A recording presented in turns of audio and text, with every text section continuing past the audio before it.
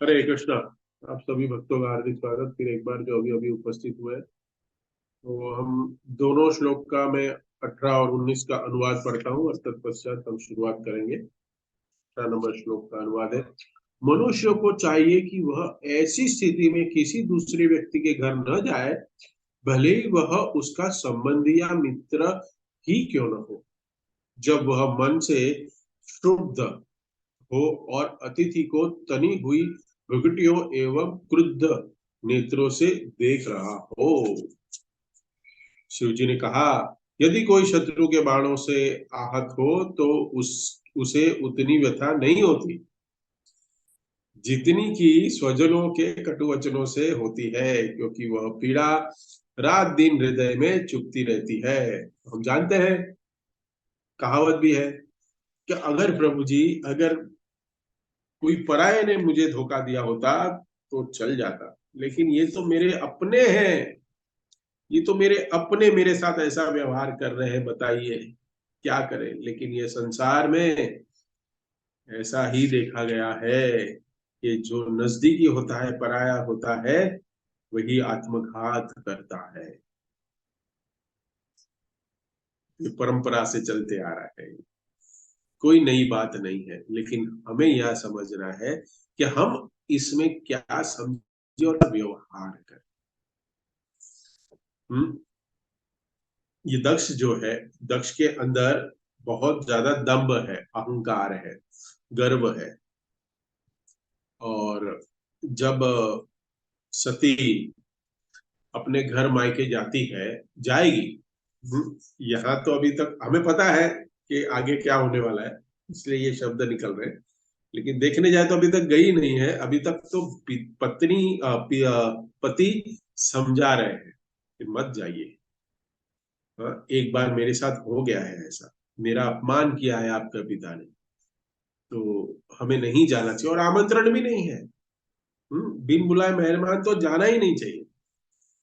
लेकिन क्या करें, सती क्या कहती है पिछले श्लोकों में कि मेरी बहनें, हाँ, सारे मौसा मौसी, सारे परिवार वाले, सारे सगे संबंधी और सारे देवतागण अपनी पत्नियों के साथ इस सभा में, इस यज्ञ में भाग लेने के लिए आए हैं, तो मुझे भी जाना है। और वो भी कैसे जाना है?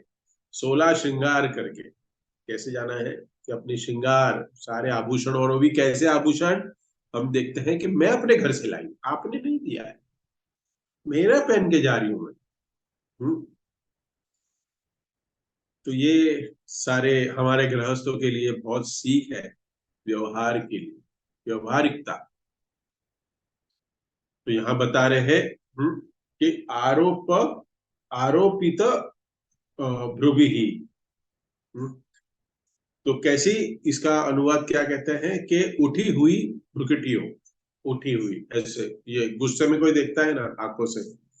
हम्म और उसपे क्या, और कैसी आंखों से? क्रुद्ध, भौएं ऐसी उठी होगी और आंखें लाल, क्रोध से। तो हम देख रहे हैं कि कोई भी अतिथि, अ, मात्र देवो भ्यो, देव देवो देवो भवः, अतिथि देवो भवः। मनु संहिता में आता है कि कितने देव होते हैं, देव भव हमारे लिए कितने माननीय होते हैं, तो ऐसे अतिथि भी एक माननीय होने चाहिए। अतिथि जो है, जो कभी तिथि के साथ नहीं आता। आजकल तो ये व्यवहार हो गया है कि भाई किसी के घर पे पहले जाओ तो फोन करके जाओ कि हम स्वागत के लिए खड़े हो जाइए। ऐसा नहीं है। लेकिन without informing going to someone's house is a offence. Chat में लिख के बता सकते हैं कि आप लोग कभी भी किसी के घर पे ऐसे ही जाते हो? नहीं जा सकते। पहले जाते थे, इसके लिए इसका नाम अतिथि रखा गया था। अभी आप किसी के घर पे गए हो, आपने बताया कि हम आ रहे हैं, तो आपके स्वागत में उसने तैयारी करके रखी, उसमें क्या बड़ी बात। लेकिन अगर वो जाए कोई अतिथि किसी के घर पे, वो भी बनाए, बोला भी नहीं है, चलो मिलने आ गए सडनली, और तब जाके वो आपके साथ अच्छा व्यवहार करे, आपके साथ अच्छे जलपान की व्यवस्था करे, अच्छा प्रसाद की व्यवस्था करे, तो क्या होगा उसमें? तो ये कहते हैं अतिथि। हाँ, उसको कहते हैं लक्षण कि भाई कैसे वो व्यवहार कर रहा है। हाँ, नहीं तो क्या, अरे ये कैसा, कैसे आ गया ये ऐसे, किचन में जाके कोई बात करेगा, बेडरूम में जाके बात करेगा, किसने बुलाया इनको, कैसे हो गया। हम्म, आजकल तो ये परिस्थिति है। तो सती वहां पे जा रही है, जाएगी, और किस तरह से व्यवहार होता है हम देखते हैं कि सती अपने मायके पहुंचती है तो उनकी बहनें होती है, वो बहुत खुश रहती है उनको देख के कि मेरी बहन आई है, अच्छा से व्यवहार करती है, गले मिलती है, पूछती है कैसे चल रहा है, जीजा क्या कर रहे हैं, कितना, कैसी साधना चल रही है। हम्म। तो सती कहती है कि मुझे आप लोग पूछ रहे हो महत्वपूर्ण नहीं है, मैं चाहती हूँ मेरे पिता मुझसे कैसा व्यवहार कर रहे हैं, वो मुझे जानना है कि मेरे पिता, मेरे दक्ष जो मेरे पिता है वो कैसे मुझसे व्यवहार कर रहे हैं। थोड़ी सी और आगे बहनों से और आगे जाती है, और ब्राह्मण जो वहां यज्ञ कर रहे हैं, जब ब्राह्मण सती को देखते हैं तो बहुत प्रसन्न होते हैं कि महान शिव जी की पत्नी आई है यज्ञ में। तो उनको क्या कह रहे, कि वो आंखें स्निग्ध हो गई। देखो, आश्चर्य दो प्रकार का होता है, एक तो खुशी से, और एक तो हम कह सकते हैं कि दुखी दुखी होके। तो एक अच्छा लग रहा है, कोई आया, एक कोई आता है तो उससे दुख, दुख के दुख हमें हम है तो उसके एक एक्सप्रेशन अलग होती है, और अगर हम खुश होते हैं तो उसके एक्सप्रेशन अलग होते हैं, आप जानते हैं। तो तो अलग अलग समय पर अलग अलग हमारे भाव होते हैं, एक्सप्रेशंस होते हैं। तो ये जो ब्राह्मण है जब सती को देखते हैं, सती की बहनें हैं, ये सब लोग सती को देख के खुश होते हैं, लेकिन जैसे दक्ष देखते हैं, वो देखते ही नहीं है एक्चुअली, वो वो निग्लेक्ट करते हैं अपनी पुत्री को।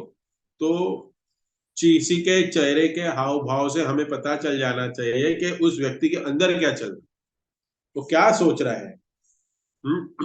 इसको फेस इंडेक्स कहते हैं, फेस इंडेक्स, उससे तो वो व्यक्ति के फेस से हमें पता चल जाना चाहिए कि वो हमारे विषय में क्या बातें कर रहा है, उसको हम जगह तो पसंद आया या नहीं पसंद आया, उसके हृदय में क्या चल रहा है, उसके चेहरे से, उसके आंखों से सब कुछ झलकता है। कुछ हद तक पता लगा सकते हैं, ये आप लोग को भी एक्सपीरियंस रहेगा कि हाँ ऐसा है। तो जो शुद्ध भक्त होते हैं, ये आ, जानना कठिन नहीं है। जैसे कोई डॉक्टर है तो पेशेंट को देखता है, चेहरा देखता है, थोड़ा सा बातचीत करता है, उसको समझ में आता है कि क्या बीमारी है, आंखें देखेगा, जीभ निकालने बोलेगा, हाँ, तो नाखून देखेगा, ऐसे कुछ करके ब्लड प्रेशर चेक करेगा, वो पता चल जाएगा क्या आपको थोड़ी ऐसी ऐसी बीमारी है, दवाई दे देगा। तो उसी तरह से कि कृष्ण भावनामृत में जो उन्नत भक्त होते हैं, वो व्यक्ति का चेहरा देखकर समझ जाते हैं कि क्या डिसाइपल आया और किस लालसा से आया और क्या क्या सोच लेके आया है।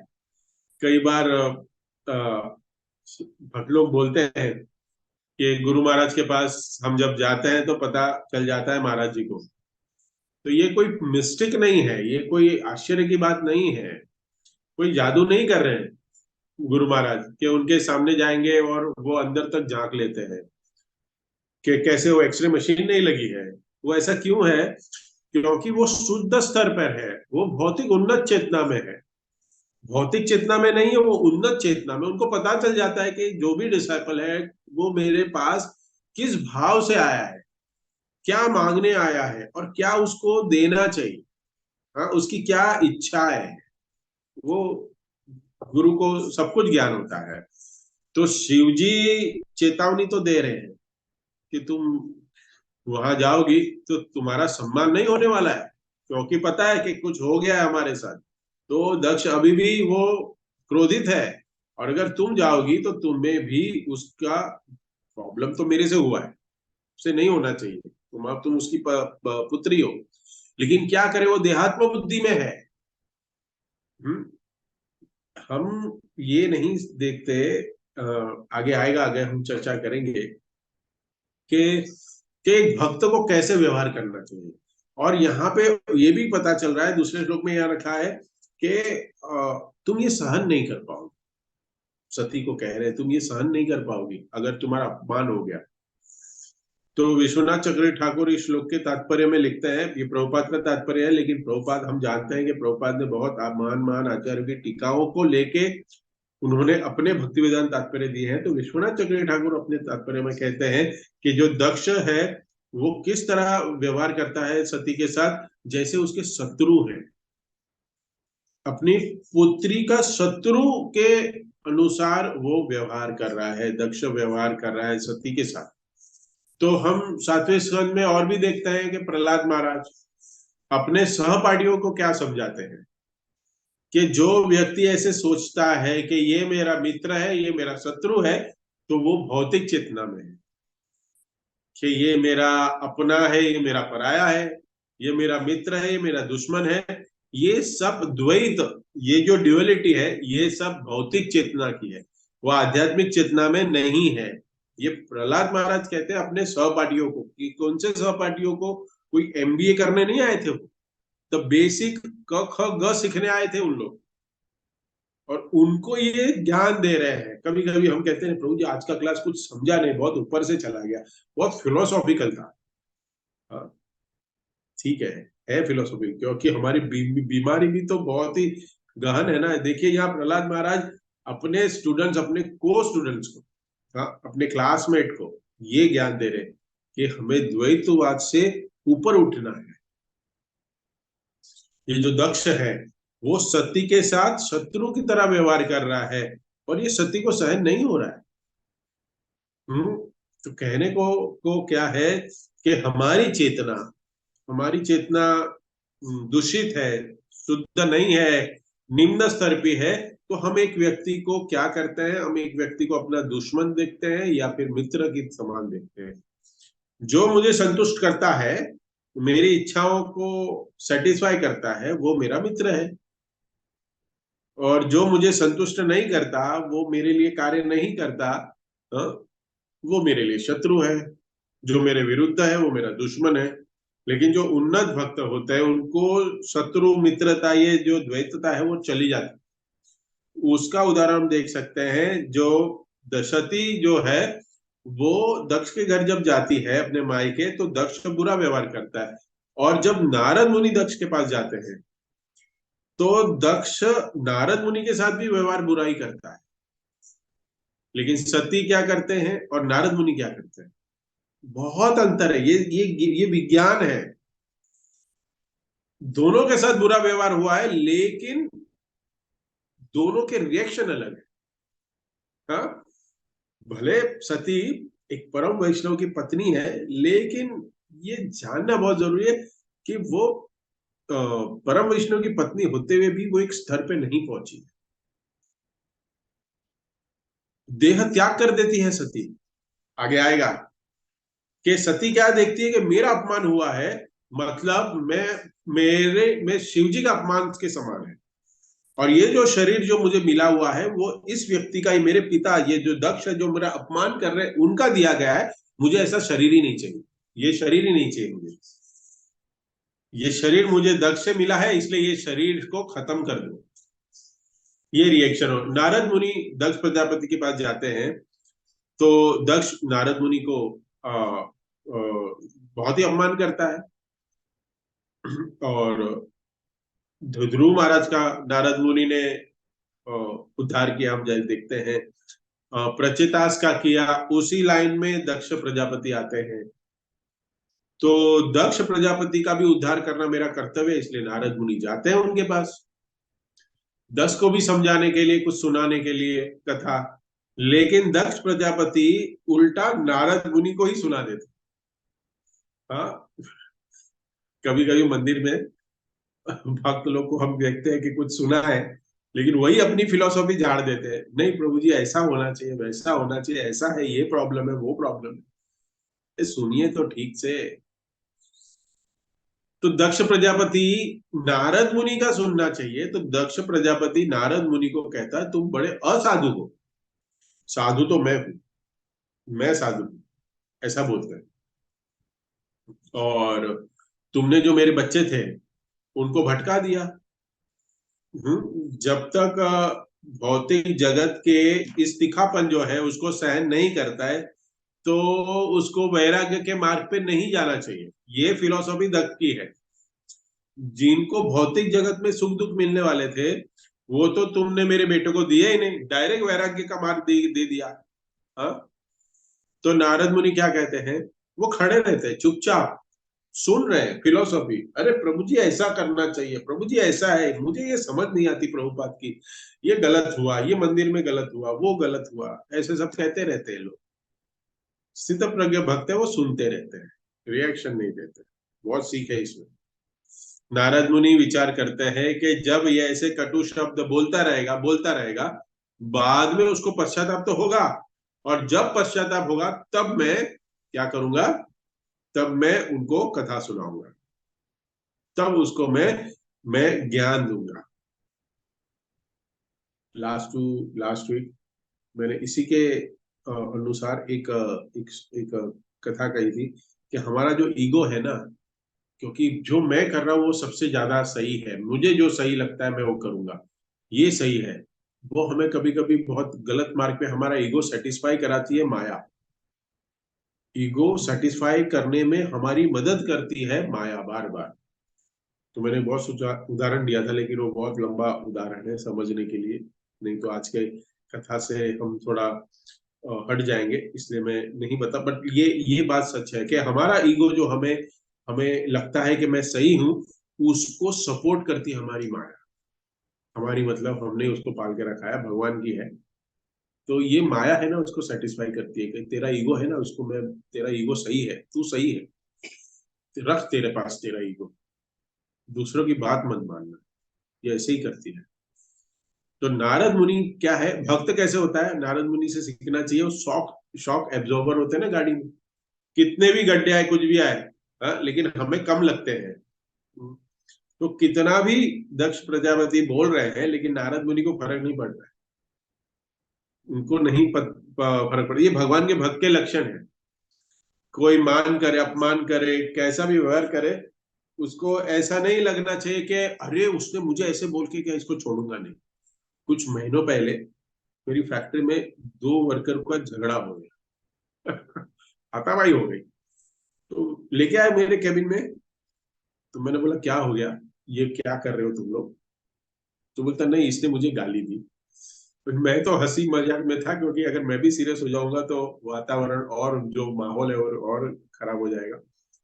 तो मैंने, एक व्यक्ति ने, एक वर्कर ने कहा कि मुझे इसने गाली दी।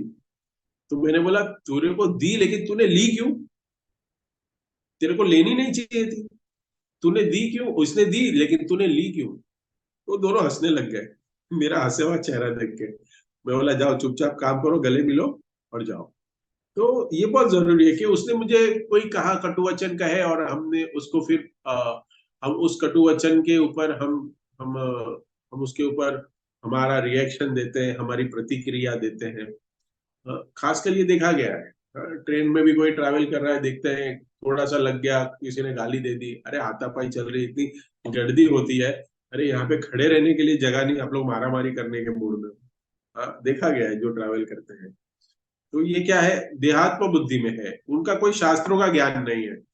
हमारा रिएक्शन क्या होता है, क्योंकि शास्त्रों का ज्ञान नहीं है, साधना ठीक नहीं है, आश्रय ठीक नहीं लिया है, तो हम क्या है, क्रोधित हो जाते हैं, हम बदले के भाव में आ जाते हैं। टिट फॉर टैट प्रभु जी, जैसे वैसा वैसे उसके साथ व्यवहार करना चाहिए। तो देवयानी और शर्मिष्ठा के भी उदाहरण में हम देखते हैं कि शर्मिष्ठा ने गलती से देवयानी के वस्त्र पहन लिए, गलती से। हाँ। तो देवयानी शर्मिष्ठा पे बहुत क्रोधित हो गई, बहुत गुस्से में आ गई, और तुम क्षत्रिय हो, हम ब्राह्मण हैं। हाँ। हाँ, तो ब्राह्मणों के घर में क्षत्रिय एक एक कुकुर के समान होते हैं। कितने कठोर है ना, क्षत्रियो को कह रहा है कि क्षत्रिय के वो तो एक हमारे घर के नौकर जैसे कुकुर के समान होते हैं ब्राह्मण के घर पे। तो शर्मिष्ठा कहने लगी कि ब्राह्मण तो क्षत्रिय के घर के जो टुकड़ा होता है उससे पलता है। तो दोनों में बहुत ज्यादा युद्ध हो गया, स्त्रियों में बहुत ज्यादा, दोनों में देवयानी और शर्मिष्ठा में बहुत अच्छा युद्ध हो गया। तो भौतिक जगत में क्या होता है, ऐसे ही होता है, इसने मेरे साथ ऐसे किया तो इसके साथ ऐसे ही होना चाहिए, मैं ऐसे ही व्यवहार करूं। छोटी सी बात है, शर्मिष्ठा ने देवयानी के वस्त्र गलती से पहन लिए, तो उसमें दोनों में इतना झगड़ा हो गया बड़ा कि आगे ययाति महाराज बीच में फंस गए। कथाएं की बात सुनेंगे हम। तो ऐसे और भी कहीं इंसिडेंट है।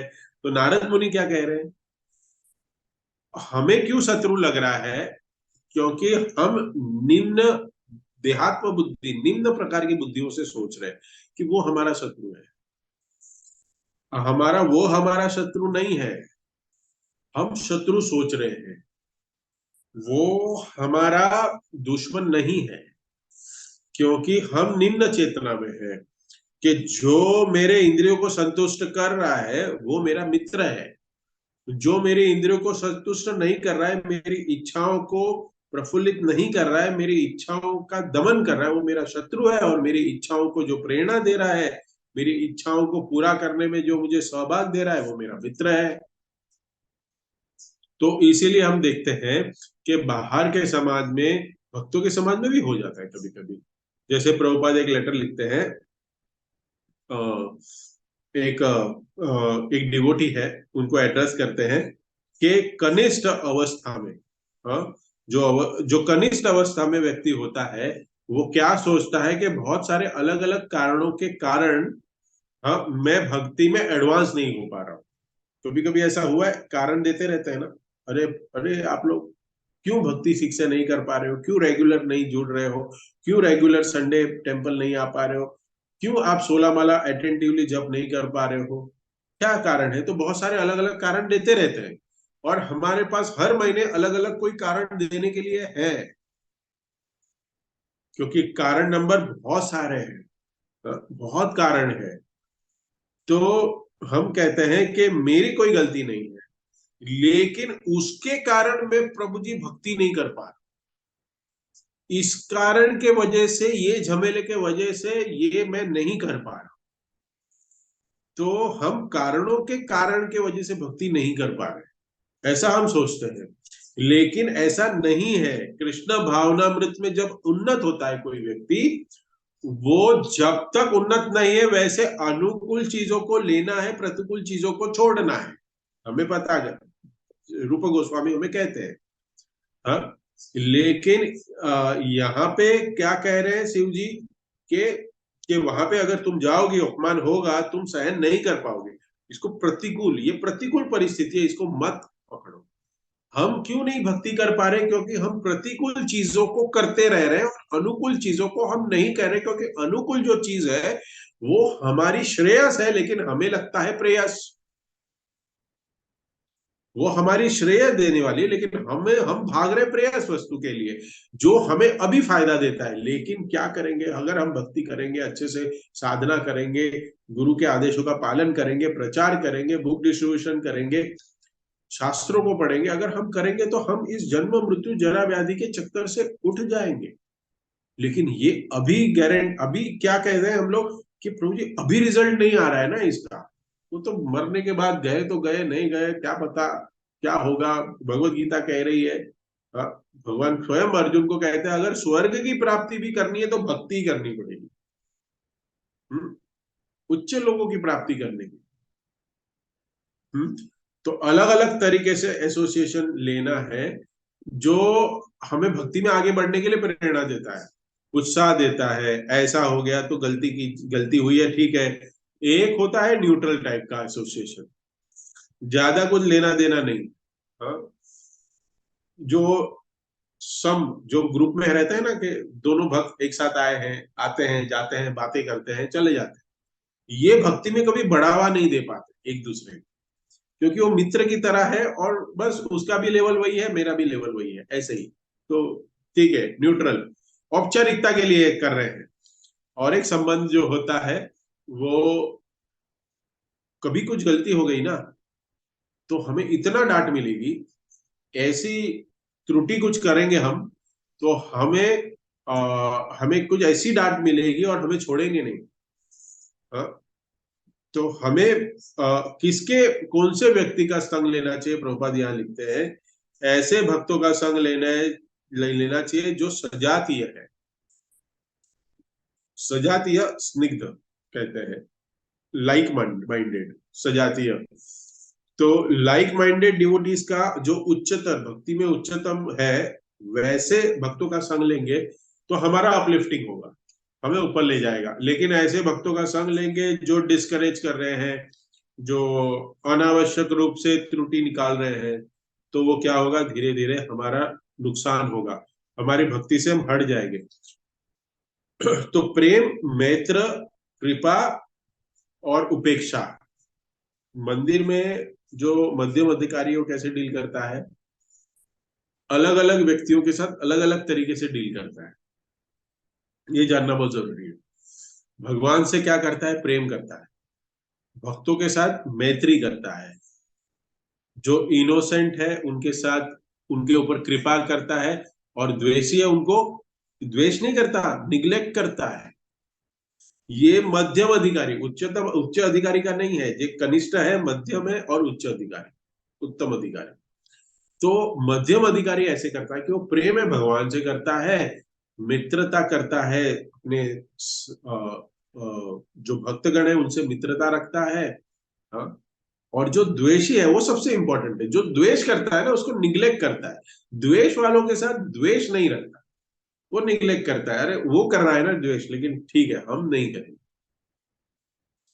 तो यहाँ पे हम तात्पर्य में और एक महत्वपूर्ण बात देख रहे हैं कि प्रभुपाद लिख रहे हैं, जो शेर होता है वो अपने बच्चों के प्रति स्नेही होता है, स्नेह रखता है, लेकिन कभी कभी शेर जो है वो अपने बच्चों को खा जाता है, देखा गया है।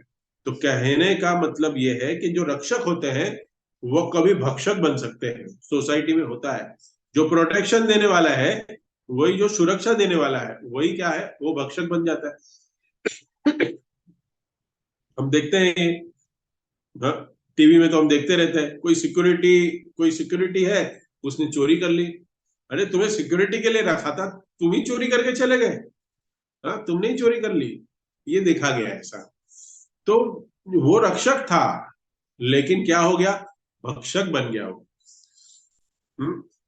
कभी कभी देखा गया है जो पुलिस वाले हैं वो रक्षक होते हैं, हाँ, लेकिन कभी कभी वही भक्षक बन जाते हैं, कभी कभी देखा गया है ऐसा। बहुत समाज में जो लीडर्स हैं, जो प्रोटेक्टर्स हैं, जो सुरक्षा देने वाले हैं, वही अपनी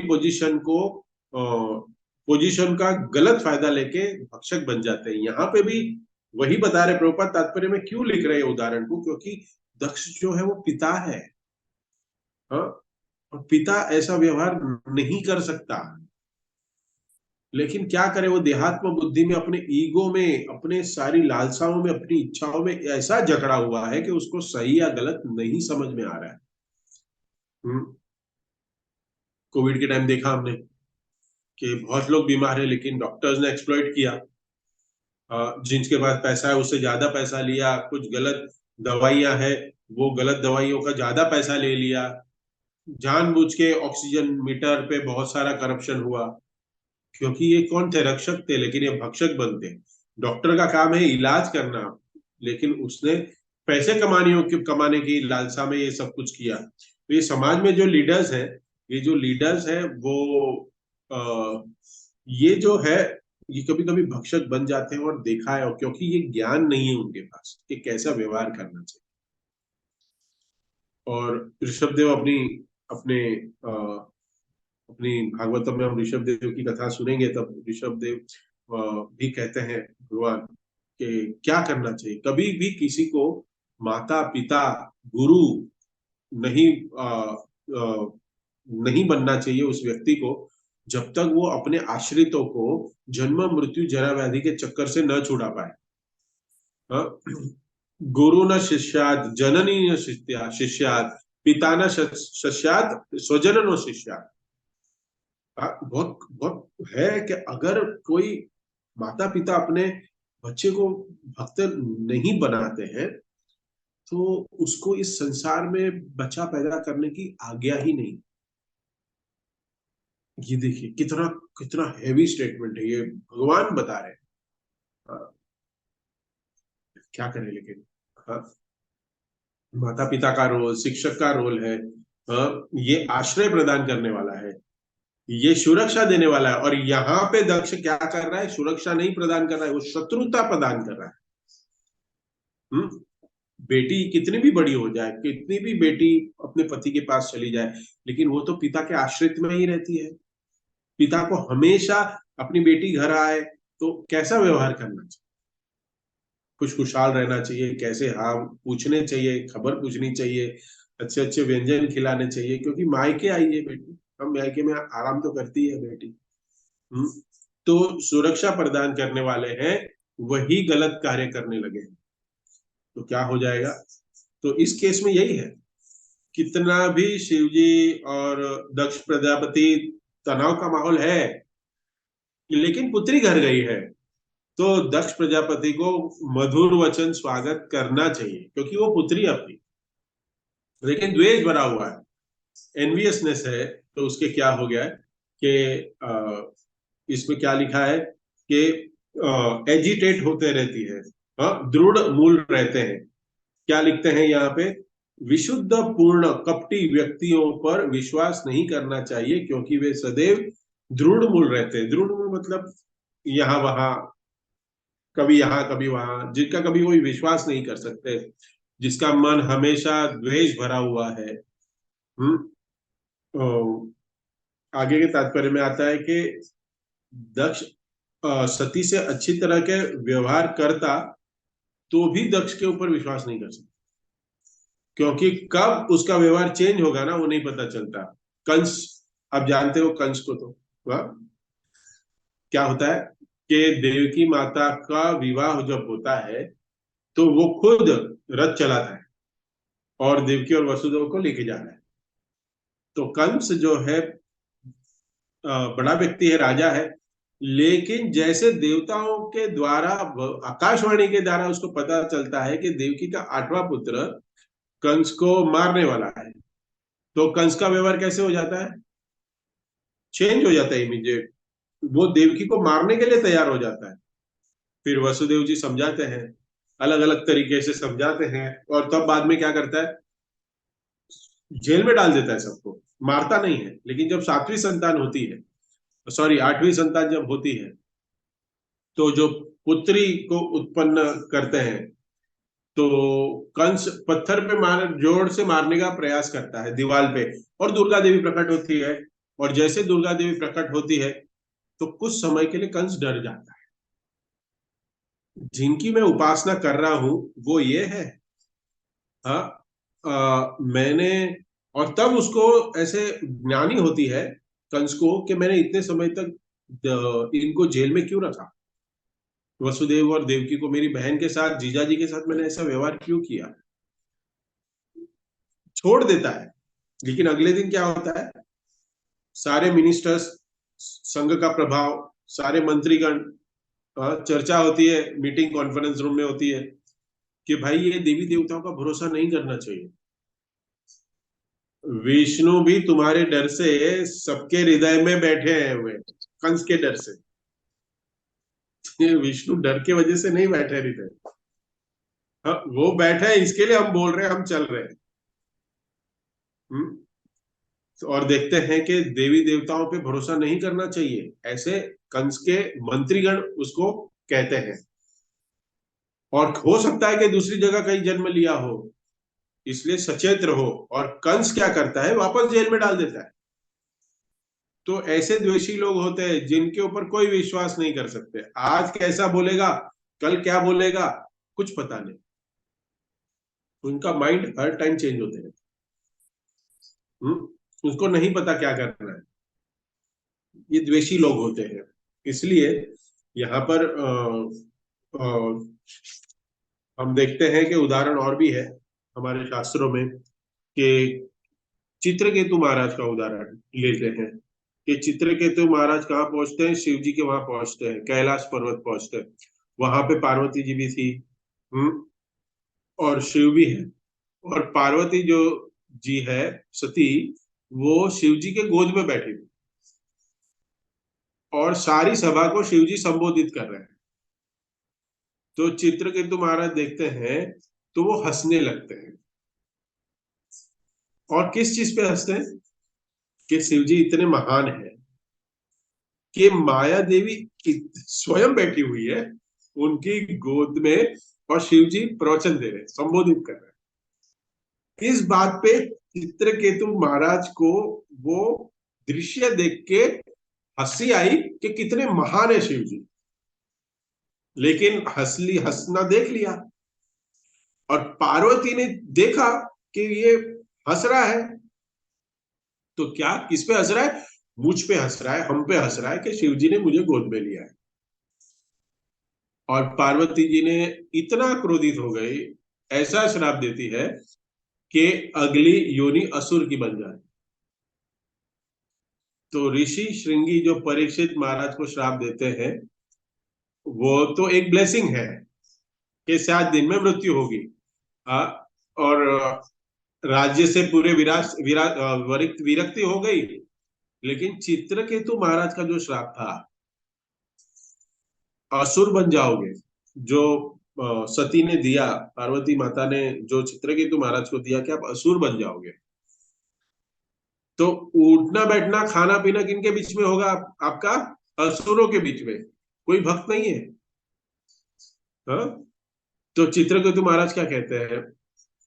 मेरे साथ ऐसे क्यों हुआ? मैंने तो कुछ किया नहीं था, मेरी क्या गलती है? मेरे साथ ऐसा हो गया, मैं तो भोला भाला था, मैंने क्या गलती की? हाँ, प्रभु जी मेरे साथ ही ऐसे हो रहा है। कोई आर्ग्यूमेंट नहीं चित्रकेतु महाराज ने की। क्या कहते हैं? वैसे तो मेरी कोई गलती नहीं है, लेकिन अगर आप क्रोध कर रही है और मेरे क्षमा मांगने से क्रोध शांत हो जाता है, इसलिए मैं क्षमा मांग रहा हूं। तो चित्रकेतु महाराज कहते हैं कि जो गलती नहीं की है उसके लिए भी चित्रकेतु महाराज क्षमा मांग रहे हैं। और हम क्या करते हैं? हमने गलती की है लेकिन उसको छुपाने के लिए बहुत सारे कारण ढूंढते हैं, एक्सेप्ट नहीं करते सॉरी बोल के। चित्रकेतु महाराज इतने महान थे, वो भी पलट के श्राप दे सकते, क्योंकि भगवान शंकर के दर्शन कर चुके थे। और किनको भगवान का दर्शन होता है? आप जैसे मेरे जैसे को। हाँ, हमको तो भगवान का दर्शन ही नहीं होता। मेरी बात कर रहा हूं, आप लोग तो सब महान है। हाँ? दर्शन ही नहीं है। और यहाँ पे दर्शन लेके जो भक्त आया है, वो कह रहा है मुझे क्षमा कर दो। इतना महान, ये कितना महान उदाहरण है कि गलती भी नहीं है फिर भी अपनी गलती मांग रहे हैं, क्षमा मांग रहे हैं। तो हमारी गलती होती है लेकिन हम जस्टिफाई करते हैं, नहीं नहीं ऐसे हुआ था, उसने किया था, वैसे हुआ था। चित्रकेतु महाराज कह रहे हैं कि ठीक है मेरी गलती हुई है, लेकिन फिर भी मैं क्षमा मांगने को तैयार हूं अगर मेरी गलती हुई है। तो भगवान की सुरक्षा के ऊपर इतना विश्वास है कि कृष्ण भावनामृत में कोई हिला नहीं सकता मुझे। चित्रकेतु महाराज कह रहे हैं कि ठीक है जो भी मेरे साथ हो रहा है वो भगवान की इच्छा से हो रहा है, भगवान की इच्छा है, ये हुआ है, इसका मुझे हंसाया। हाँ?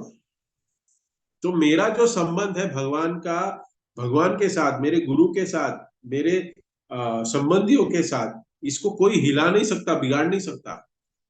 आप कितना भी बड़ा श्राप दे दो, मैं कोई भी योनि में चला जाऊं, मैं असुर भी क्यों ना बन जाऊं, लेकिन कृष्ण के साथ जो मेरा संबंध है वो कहीं भी मेरा चेंज नहीं होगा। वो ये चित्रकेतु महाराज बता रहे हैं। हम आम जीवन में देखते हैं कि ऐसे ही है। कि हम देखते हैं कि आम जीवन में किसी ने शराब नहीं पी है और दूसरे के पास जब जाता है कि मुझे माफ कर दो, मैंने शराब पी है इसलिए मुझे क्षमा कर दो, तो चित्रकेतु महाराज की क्षमा ऐसी है। और बाद में पार्वती उनको रियलाइज होता है कि मैंने गलती कर दी श्राप देके, लेकिन तब तक देर हो गई है। तो इसके लिए चित्रकेतु महाराज पे प्रभाव नहीं पड़ा क्योंकि वो कृष्ण भावना भावित में है, उन्नत है। तो अगर उन्नत स्तर पे है हम, जो द्वेष का, ईर्ष्या का, जो दूसरे लोग हमसे द्वेष ईर्ष्या करते हैं उससे हमें प्रभाव नहीं पड़ता हमारे ऊपर। तो हमें विचार करना है। अ, परीक्षित महाराज सुखदेव गोस्वामी को कहते हैं, पूछते हैं कि दुख का कारण क्या है। तो क्या है दुख का कारण क्या है। हाँ, हम देखते हैं कि परीक्षित महाराज भी पूछते हैं जब कि दुख का कारण क्या है, लेकिन वो जो गाय है, जो गाय है, वो कभी भी कली पुरुष के ऊपर उंगली नहीं उठाई कि कली पुरुष ने मेरे पैर काटे हैं। हम फर्स्ट कैंटो में देखते हैं ये उदाहरण। प्रभुपाद कहते हैं कि बैल जो है वो धर्म है, वो साक्षात धर्म है। तो अंततः व्यक्ति हमारे सुख का और दुख का कारण नहीं हो सकता, ये समझ लीजिए। उस व्यक्ति को हम सुख और दुख का कारण बता रहे हैं, समझ लेते हैं, ये हम देहात्म बुद्धि में है। हमारे कर्म फल होते हैं जिसको हमें भोगना होता है, और या तो हमारा कर्मफल ही होता है या फिर हमारे कुछ ऐसे प्रारब्ध कर्म या इस जन्म के कर्म जो हमें इससे ऐसे फल भोगने के लिए प्रेरित करते हैं। लेकिन वो व्यक्ति उस भगवान ने उसको चुना हुआ है हमें कर्म भोगने के लिए। भगवान की योजना होती है कि उस व्यक्ति के द्वारा हमें सुख और दुख देते हैं, बस ये समझना चाहिए। तो बेल क्या कहते हैं, वो कहते हैं कि बहुत सारे अलग अलग एक्सटर्नल कारण हैं दुख के। सुखदेव गोस्वामी कहते हैं कि बहुत सारे ऐसे ऐसे कारण है, बहुत सारे दुख के कारण होते हैं, उसमें से एक कारण ऐसा ये है, लेकिन यही कारण है ऐसा नहीं है। परीक्षित महाराज चारों बैल के चारों पैर लगा देते हैं बाद में। तो यहाँ पे स्थिति की ऐसी है कि अपने पिता के कड़वे वचन, जो उनका जो क्रोध भरी आंखें हैं, वो सती से सहन नहीं होगी। इसलिए शिव जी कह रहे हैं मत जाइए। प्रचार करते हैं हम कभी कभी, तो कभी कभी प्रचार करते समय भक्त बहुत एग्रेसिव हो जाता है। कोई अपमान कर देता है हमारा तो भक्त एग्रेसिवली उससे झगड़ा करने लगता है। खास करके बुक डिस्ट्रीब्यूशन में बहुत बार देखा गया है। हाँ, प्रभु जी वो तर्क वितर्क कर रहा था, उसको लेनी तो थी नहीं, फुकट में टाइम पास कर रहा है हमारे साथ। हाँ, और ये बोल रहा है, ये तर्क कर रहा है, भगवान श्री कृष्ण ऐसे है, वो है, ये भगवत गीता आपकी ओरिजिनल है या नहीं है, किसने लिखी है, क्या हुई है, ऐसे बहुत कुछ करते हैं। और भक्त एग्रेसिव हो जाता है, गुस्सा हो जाता है, उसको रिएक्ट करने जाता है। तो भक्त परेशान हो जाता है, उसने ऐसा कह दिया, हाँ, अपशब्द बोल दिया हमारे इस्कॉन के लिए। तो क्या करता है, कभी कभी दूसरे दिन है ना वो भक्त निरुत्साही हो जाता है। हम्म फिर प्रभु जी कितने लोगों को बुक दिखाता हूं लेकिन कोई लेता ही नहीं, आता ही नहीं दूसरे दिन। लेकिन कुछ भक्त क्या होते हैं, 100 में एक तो मिलेगा जो किताब लेगा। 50 लोगों को प्रचार करेंगे, 50 लोगों को कॉल करेंगे तो एक भक्त तो मंदिर आएगा। भले दूसरों ने फोन नहीं उठाया, ठीक है, रिस्पॉन्स नहीं दिया, लेकिन भक्त ये सोचता है कि एक तो भक्त बन जाए। मेरा कर्तव्य बोलना, फोन करना, बुलाना, इनविटेशन देना, आना नहीं जाना उनके ऊपर है। तो चेतना कौन से स्तर की है वो इंपॉर्टेंट है हमारे लिए। सामने वाले में समस्या नहीं है, हम क्या सोचते हैं कि सामने वाले में समस्या है इसलिए मेरे साथ ऐसे हो रहा है। नहीं, भक्त सोचता है मेरे अंदर क्या समस्या है, इसलिए मैं उस चीज से प्रभावित हो रहा हूं, मेरे में समस्या है, इसके लिए प्रॉब्लम हो रहा है। कोई रोग लगेगा तो उस रोग के कारण क्या होता है, हमारी रोग प्रतिकारक शक्ति कम है, जिसके वजह से हम वो रोग से अफेक्टेड हो गए। हमारी क्षमता रोग प्रतिकारक शक्ति, रोग प्रतिकारक जो शक्ति है वो हमारी कम है, जिसके वजह से हम वो रोग से पीड़ित हो गए। नहीं नहीं, वो कोरोना में बहुत बार देखा गया है ना, हम एक दूसरे से बहुत डर रहे थे। हाँ, क्योंकि हमारा पावर ही नहीं है हमारे पास। कुछ अलग अलग पदार्थ खाते थे, कोई काढ़ा पीता था, ये पीता था, हमारा इम्यूनेशन पावर बढ़ा रहे थे। हाँ, लेकिन हमें कोई आएगा, देखो उसने हमें कोरोना दे दिया, वो आया था ना घर पे, उसके वजह से हमें कोरोना हो गया, ऐसे हम करें। अरे लेकिन आपको, हमारी रोग प्रतिकारक शक्ति शरीर की ठीक नहीं थी, इसके लिए हमें उस वायरस ने हमें पकड़ लिया। तो खुद के ऊपर विचार करता है भक्त, ये जो सुख आ रहा है, दुख आ रहा है, ये उसका कारण कौन है। भक्त कहता है कोई व्यक्ति नहीं है, मैं ही हूं। दूसरे के ऊपर दोषारोपण नहीं करना चाहिए। दूसरे के ऊपर दोषारोपण करने से आ, अंदर ही अंदर हम द्वेष और की भावना रखते हैं, जो दक्ष के साथ है, कि उसने मुझे, शिव जी ने, तुम्हारे पति ने मुझे मान नहीं दिया, मेरी सभा में वो खड़े नहीं हुए जब मैं आया, तो वो, उनको कोई क्या कहते हैं हमें, कि ऐसे भी वो समाज में रहते नहीं है, ऐसे कपड़े पहन के ऐसे ही स्मशान भूमि में कहो या कैलाश में रहते हैं, तो उसको कोई नॉलेज नहीं है, व्यवहार नहीं है, और वो द्वेष हृदय में लेके बैठा है, जिसके वजह से आगे पुत्री को अपनी खो देगा। इतना संबंध बहुत तनावपूर्ण हो जाएगा। तो ये जो सारे उदाहरण हैं हम देख रहे हैं। बैल का जो उदाहरण मैंने दिया फर्स्ट कैंटो में जो आता है, कि कली पुरुष को बैल ने कोई भी आक्षेप नहीं लगाया। परीक्षित महाराज को बैल कहता है आप निर्धारित कर लीजिए, अलग अलग कारण हो सकते हैं दुख के, कौन सा कारण है आप देख लीजिए। कली पुरुष नहीं बोला। तो यही हम देखते हैं कि ये जो चतुष कुमार भी जब वैकुंठ के दरवाजे पे जाते हैं, तो जय विजय कैसी हो जाती है उनकी आंखें। चतुष कुमार जब जाते हैं, आंखें ऐसे देखते हैं कि are they eligible to come in Vaikunth, ये छोटे छोटे बच्चे, नग्न बच्चे हैं, ये क्या कर रहे हैं यहाँ पे आके। जय विजय एक्सप्रेशन ऐसे दे रहे हैं। हम्म, तो ये जो कुटिलिया जो कहते हैं, कि हमारी जो भौरे है ना वो चेंज हो जाती है, उसकी डायरेक्शन मीन उसके शेप चेंज हो जाता है। ऐसे। तो संशय, ये कौन आ गया, कि मुझे पसंद नहीं आया, ये कौन आ गया। देवी देवता आ गए, ब्रह्मा जी आ गए, सब लोग आए हैं, लेकिन एक पुत्री अपनी जो आई वो दक्ष को पसंद नहीं आई, जैसे वहां पे जय विजय को पसंद नहीं थे चतुष कुमार। तो ये द्वेषी जो लोग हैं ना, ये ये द्वेष जो है ना, वो ये निकालना पड़ेगा हमें। जो जो रजोगुण में होते हैं ना, उनका मन हमेशा चेंज होते रहता है। जो तमोगुण में है तो वो तो अंधे ही है, उनको तो कुछ दिखता ही नहीं है, तमोगुणी है। हाँ, क्या करना है क्या नहीं करना है, जो रजो उनको पता ही नहीं हो, रजोगुणी होते हैं वो घूमते रहते हैं, वो डिसीजन चेंज करते रहते हैं।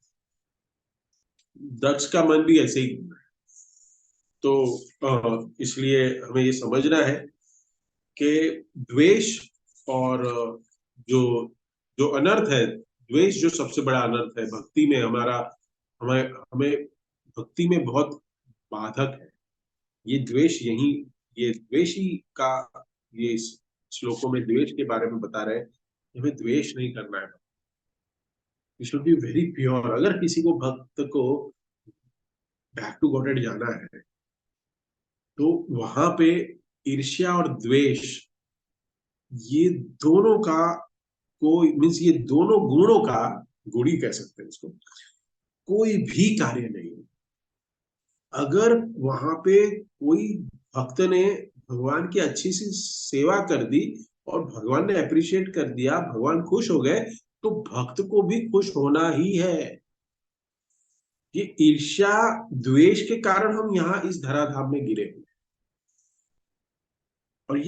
और यहाँ पे भी अगर हम वही ईर्ष्या और द्वेष के साथ रहेंगे, तो हम और अधम योनियों में जाएंगे। तो हमें इस शरीर जो मिला है वो यहाँ से उच्चतम, हमारे यहाँ से हमारा ऊर्ध्वम होना चाहिए, ऊर्ध्वम मूलम, कि हमारा यहाँ से ऊर्ध्वम गच्छति, उसके उपले ऊपर के लोकों में हमारा क्या कहते हैं, ट्रांसफॉर्मेशन होना चाहिए, उच्च योनियों में हम जाने चाहिए। वैसा व्यवहार इस मनुष्य जन्म में होना चाहिए। देखिए, पहले कोई ग्राउंड फ्लोर में रहता था, आजकल सब लोग हाई राइज फ्लोर पे रहना चाहते हैं, क्यों, व्यू देखता है। हाँ, उसके प्राइस भी ज्यादा होते हैं। तो सी फेसिंग व्यू, ये सब रहने की इच्छा है, क्यों, क्योंकि अपने आप को ग्रेडेशन अपग्रेड करना है। लेकिन वो कितना ऊपर जाएगा, 50 माला, 100 माला, बुर्ज खलीफा के 126-130 माले तक जाएगा। लेकिन उच्च ग्रहों पे जाने के लिए हमें हमारी भक्ति को बढ़ाना, द्वेष और ये जो ईर्ष्या, उसको हमारे जीवन से निकालना, जो दक्ष में भर भर के भरा हुआ है। उसको ये जो गुण है ना वो भक्ति के लिए बहुत ही बाधक है। और ये निकालने की प्रोसेस जो है ना वो चैतन्य महाप्रभु कहते हैं, तृणादपि सुनीचेन तरोरपि सहिष्णुना अमानिन मानदेन कीर्तनीय सदारी। हम कीर्तनीय सदारी करेंगे तब जाके हमें आनंदम बुद्धिवर्धनम का ये हमें प्रतिपदम पूर्णामृत स्वादनम ये स्वाद आएगा, आनंद बढ़ते रहेगा, तब हम अपने आप को एलिवेट कर पाएंगे इस धराधाम से।